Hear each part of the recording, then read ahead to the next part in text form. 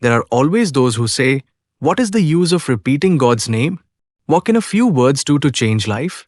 Eknath Easwaran would smile at such questions, not to argue, but to help one see what the practice really means. When you repeat the name of God, he said, you are not trying to change God, you are changing yourself. Easwaran often compared the divine name to a seed sound that gradually transforms the soil of the mind.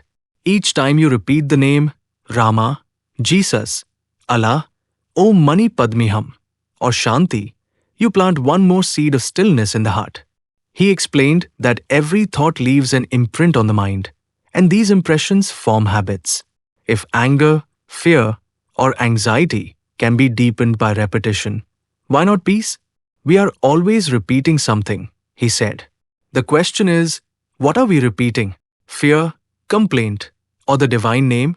To chant God's name is simply to replace negative repetition with sacred repetition. Easwaran quoted ancient saints from India and other traditions. When you chant the name with love, it begins to burn away the layers of selfishness and illusion that cover the heart.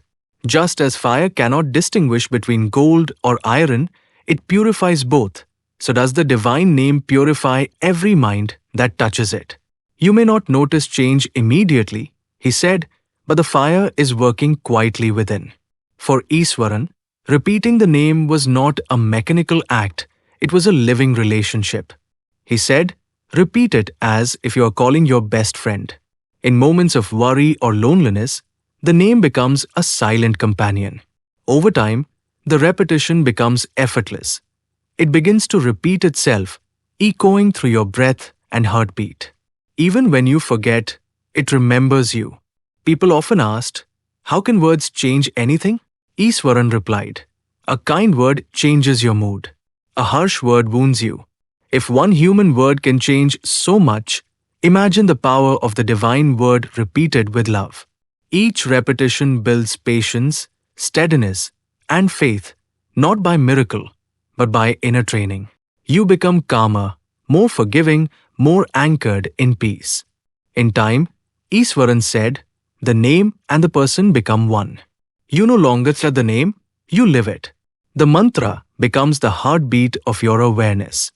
Chant the name with love, he said. Let it sink into your being. The day will come when even silence will echo with it.